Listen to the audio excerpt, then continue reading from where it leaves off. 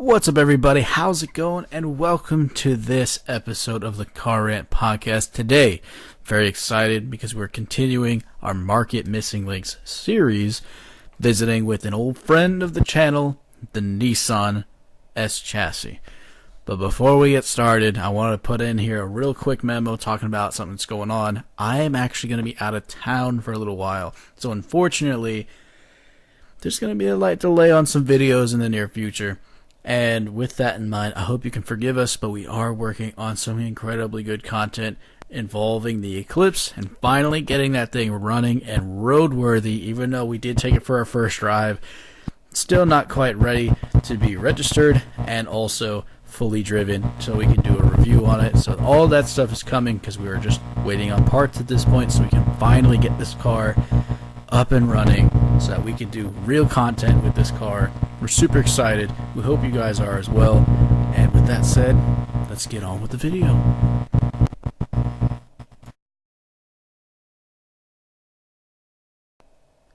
Picture this: a beautiful country drive through the mountains, surrounded by gorgeous scenery and deafening silence. Why is there silence? Well, there's no new S chassis to tear up the majestic mountain roads with. See, Nissan had a gem in the 90s with their S13 and S14 chassis, and a powerful capital crown jewel born in the late 90s in the form of the legendary S15. But then 2004 happened, and there was no S15. No Nissan sports car until the official release of the 350Z, but even then, where was the spiritual successor to the other sports car in Nissan's lineup? With all of that said, 15 years later, we finally want to see a new S chassis slamming down gears in those same mountain roads, pushing lap times on tracks and shredding serious rubber on skid pans. We want to see a new S16, and we feel like the market just couldn't be better suited for one than right now. With that said, our market missing link for this episode is the Nissan 240SX S16. Now, why do we think the market is poised for a good S chassis to come onto the scene? Well, think about it, right? This whole series is about market missing links, so of course we have to compare what's on the market to what's missing and see how it fits in. What's on the market right now is a ton of actually good Japanese sports cars. The Supra, a huge renaissance from the 90s, has come about as a result of that car. The NSX, how it, wasn't the most well-received car ever in the beginning, still gained traction and ground and became a powerhouse car. Then you move on to things like the Type R, and quite frankly, another market missing link that we could throw in there is an Integra. But for now, we're focusing on the S chassis and its competitive rivals. The Type R is a good car, and it also helped usher in another era, because now we're seeing changes with the Subarus, and even Mitsubishi's come out and said that they're going to try and make an Evo again, and things like that. And with all of that said, like, a direct competitor to an S chassis right now would have to be 100%, no questions asked, the FRS platform, the BRZ, the GT86, whatever you want to call it. That car is pretty much the only solid competitor against what could easily be one of the better cars that we could see in our day and age right now. See, the formula for the FRS, and obviously the other models, is quite brilliant. While there is a partnership for the engine, there's still a great chassis right there. It's not very expensive. I believe right now you could get a fully spec'd out one with dealer markups for right around the $30,000 to $35,000 range, which, all things considered, is actually pretty cheap. And in fact, I believe you can get some even cheaper ones, and the used car market's even cheaper than that. When you compare it to what was around in yesteryear, that's really good market value for a cheap rear-wheel drive sports car making decent power. It's not crazy fast, but it's still a fun car that you could take out into those mountain roads and throw it around and see what it can do. And with that in mind, that's really what the S chassis was always about. So when it comes to how it could fit in the market right now, I mean, sure, the 370Z is a powerfully good car. There's not a lot of competition against a car like that in its class, being a rear-wheel drive sport hatch.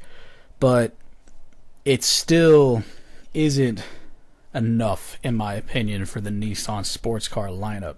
The GTR is practically a supercar now, and that just leaves the Z all by itself in Nissan's sports car lineup.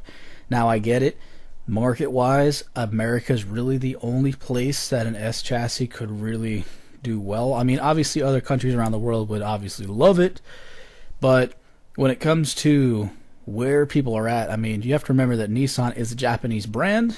So playing devil's advocate here and looking at the Japanese market right now, it's kind of struggling because of the taxing and how the Japanese car system is, and the fact that they have one of the very best public transportation systems of all time in the world active right now, bringing people to and fro every however long it is for their rides. You know, it's very inexpensive and cost effective for them to take public transit. So a sports car is, I mean, yeah, it's here in the States, it's still considered a commodity, but it's definitely more so in their minds there because of the fact that it would be cheaper to walk, take the train, take the bus, take the trolley, whatever, to get around. So with that in mind, I could see why the struggle to sell a car like that in Japan would be a thing. But outside of it, the world market as a whole would just clamor at the bit for a car like that, especially if you use what myself and a few others who have talked with me on the subject, if they use that formula that we've come up with, I feel like they could be poised to do some powerfully good things with that car and possibly shake up the market for the cheap sports car community, because we've needed one for a hot minute. And if you look at market trends, like, sports cars are becoming a thing again, so much so that even companies who are as harbinger and forefront as, say, Tesla developed a sports car. And yeah, the Roadster is more of a car killer than an actual sports car, you know what I'm saying. It's still something that offers a fast, fun, speedy option that we've desperately needed on the market for a while, because we've been so inundated with SUVs and sport crosses and small crossover style SUVs and all these big burly trucks and big vehicles. You know, some of those kids that grew up in those cars are now looking for something fast and fun, and quite frankly, the S chassis market is drying up slowly but surely with the amount of people who've crashed them and everything else. So we're at a crossroads where a new S chassis would really be beneficial, especially considering the fact that those self-same kids are able to make decent money despite what everyone might say about how the market is right now with jobs and everything else. Loans have been more easily accessible with lower rates than ever before in the last 10 years. So with this coming back from a recession, like, now's a good time to have a sports car. And I hope that somehow Nissan hears this, because, I mean, truth be told, if they made a newer S chassis, I would be very honored if I could somehow be able to see one and drive one myself. But enough about how the market's set up. What should this car look like? If we are to look at the competition on the table right now, one of the key things that, say, the FRS GT86 platform has going for it is that it doesn't brag and boast a lot of luxury options. So if we were to build a chassis, we would want it to be, I hate to say cheaper, but ultimately that is kind of the point. I mean, the S chassis was always meant to be the cheap car, and then it became hugely popular because of how well balanced it was and all of that stuff. And then we had the S15, which was just a halo car of its own generation. But I digress. You could easily put in the bare minimum of options as your starter base, so your CD player, whatever, and all that jazz. But when I say all of that jazz, I mean, like, not putting in heated seats or lane assist or any of these other what we would call mommy programs, because the whole point of the car is to thrash about in it, to get stupid a little bit. So make it so that we can do that and people will love it. Price point wise, if you could somehow place it between the 24,000 or even the 20,000, but that might be stretching it given the cost of things today. If you could go from the 24,000 to the $32,000 bracket, put you square in competition with a lot of other sport cars as well as commuter cars, which now brings you a new potential market for other customers who's like, you know what, I could swing a car like that, especially if, because back in the day they had the coupe models, but they also had the hatch models. If they brought in a hatch as one of your sub-model options, I feel like you could easily sell that to someone who wants a decent commuter car that can be fun, but also can be very easily used to do daily stuff. Groceries, say they have a pet, they could throw them in the back of the hatch and the animal could run around a little bit and still be inside the car and safe and all that stuff and not feel cramped like you would in, say, a two-door coupe. With that said, you could still have a two-door coupe option for a body trim, but have it set up so that instead of having a back seat, in quotation marks, back seat, just get rid of the back seat entirely and allow it to be trunk access through like a little small hatch or something like some of these other more performance-oriented front-engine two-door coupes are. It would make it so much more accessible as a usable, livable car and not just a sports car. Even though, of course, we want it to be a sports car, because that's the whole point of this car, is to be a sports car. So with that in mind, having the two chassis style options would really open up the market a little bit for them to now make other potential sales, so that now, instead of just being limited to the hot boys who want a fast car, you now could also have the older folks who want to have a fun car, but also want to still be able to, go to the store and buy groceries and make sure it all fits, kind of thing, One of the biggest complaints that we have with our S chassis on the channel is how little space there is to put stuff anywhere. Sure, we put the batteries of our cars in the trunk and had everything rerouted that way, but even before that, you really can't fit a whole lot of stuff back there. I mean, you can still fit stuff, but it's just, if you're trying to, say, transport suitcases, it won't really fit a good sized suitcase. I mean, it will, but it's going to be tight and you won't really have a lot of room for other things. So if you can make it so that the old standard of 2 golf clubs in a bag could fit back there, then we'd be golden, I think, on that end of things. Real quick before I move on to the engine and drivetrain, as far as appearance goes, if I could give a suggestion for the appearance, if you could take the face of an S15 and update it slightly, not a lot, don't have some super set mindset about this, just update it a little bit, and then somehow brought in like an R34 styling to the rear, I think you would have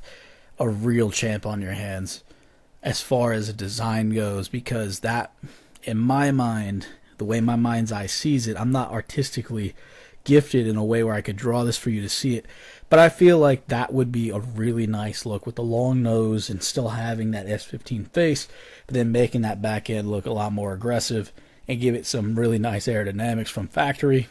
It would be beautiful, because that would then complement what we suggest for engine options. Now back to the engines.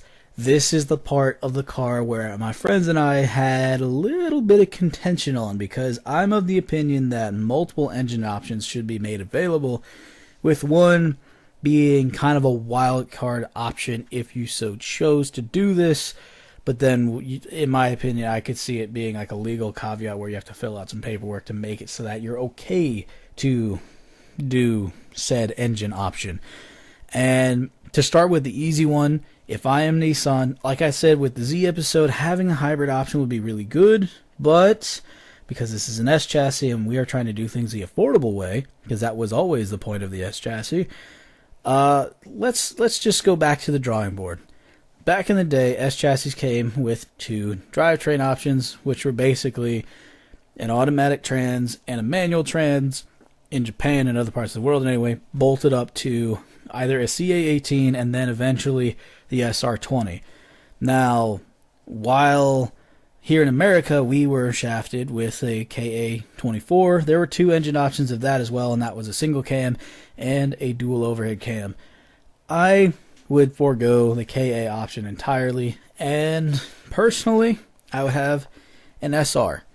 The SR was a decent motor for its time. It made good power, and over time became more reliable with tuners getting under the hood and starting to make good modifications, mods that actually benefited the car's motor and its longevity and health, as well as its power and usability in the different types of motorsports that you could enter such an engine into.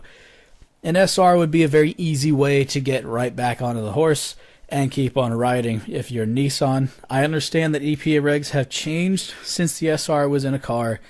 If there was any way they could somehow make that motor become more fuel efficient or less smoggish, whatever word you want to fill in that blank with, I think that would be a great engine option to start with, especially considering that cars as simple as the Civic and Accord now come with small turbos to give them a little bit more boost and power so that they can still be, conversation pieces as far as what's on the market, but also give the driver a little bit more fun, because it's not the only option, it's just a good option, if you know what I'm saying. Now that would be option number one, is having the drivetrain of a manual or an automatic bolted up to a SR. For my second, I would lean towards what we have already got now, and that would be the motors that you'd find in cars like the Maxima and the Sentra, but in a rear-wheel drive configuration. And that's only because they're motors that already exist that pass the standard of today. It's just, instead of it being front-wheel drive like those two cars are, it's now rear-wheel drive, and it's now focused more on just being a fun car and less about being this very luxurious floaty car, even though it's a Nissan, not an Infiniti here in America and all that stuff. It's not a bad option, and it gives them a good powertrain to work with, because let's face it, like, converting that motor into rear-wheel drive is really not that hard, because of the fact that it's very doable, especially if you're making something bespoke. With all of those things said, my last engine option, I know I didn't really sit on that last one too much, but that's mostly because I want to focus on this one as I begin to run out of time. And that's with the advent of the Nismo Heritage project within Nissan. The fact that you could get a factory fresh RB26. If I'm Nissan and I want to really appeal to the tuner guys that are out there, I would provide the upcharge, as any good dealer should, to cover the cost of everything else, and I would bring out a Nismo Heritage Edition S16 and have it set up so that it can use their RB26 that they make with all the forged internals and all that fun stuff, and have that be your highest trim option. You could call it the NH, you could call it a GT, I don't care necessarily what you call it, so long as it sounds nice on paper. That would be what I would do, because now you're combining two things that people honestly do on their own. Mixing the GTR motor from yesteryear with the chassis of the S13 and S14 flavor, so that here, at least in America, we now have one of the best engines from Nissan of its time, and one of the best handling chassis from Nissan of its time, putting them together to create powerful drift cars, great track cars, and just fun street cars in general. We can name a few that are from our local area that have this setup, and they all love to drive that car because it's just a great driving feel, but also such a good powertrain to work with, in the sense of how it delivers power and how it creates power, the sound that it makes, and just the fact that it's revered and honored by the fan base. I feel like if you could create a new S16 and somehow have the caveats to make the RB26 sit inside of it, people would pay money for it. Why? Because now they're left with an option. I either go out and buy an old ratted out shell and then knock in the trans tunnel to make sure I can fit this gargantuan motor, or I save my money, I go to the dealership, and I can get a brand new one without any of the stress and labor and have it warranted and have this beautiful motor that is notorious for making great power and being a whole lot of fun to sit behind and feel the sensation of speed that it can create. If I'm in that boat, as much as I love the old S chassis, I feel like I would lean for the S16 if that were an option. With all that said, how would that affect the market? Well, it would open it up in such a way that now the competitors are really going to have to work hard if they want to compete against such an easily accessible car. You know, if you put it in that price bracket with good power, talking 300-ish horsepower, you know, you don't want it to be more powerful than the Z because that's not what you're trying to do. You know, if you can land it right around the 300 horsepower range or the 250 horsepower range, you're providing people with an option that now has Toyota in its crosshairs and looks at the other Japanese competitors and goes, hey, you have something to fight us with, right? Oh, you don't? Oh, I'm sorry. We're going to Rolodex right through you and just have no mercy collecting sales, because it'll be such an easy car to get their hands on, provided that they don't put a bunch of nonsensical additional quote-unquote mommy programs into the car. That car could be poised to do great things. And with all that said, I want to hear what you guys think. Generate a conversation down below in the comments section. Hit us up on Instagram, wherever. I want to know what you guys think. Could an S16 shake up the Japanese car market enough to make the Americans respond, let alone the Germans, because they kind of have their own thing going for them right now? Do you think this could be something that could really shake up the market and bring about a almost 80s and 90s renaissance of sports car love and mania and everything else that came with this kind of car during its time? Do you think this could revitalize car enthusiasm from a dealership standpoint, not just a used car market? I want to know. Let me know down below. And as always, thank you guys for listening in. It's very appreciated. And huge shout out to you guys, because we've now hit over 1,800 subscribers. And with that said, thank you all for watching, and we'll see you next time. God bless and peace.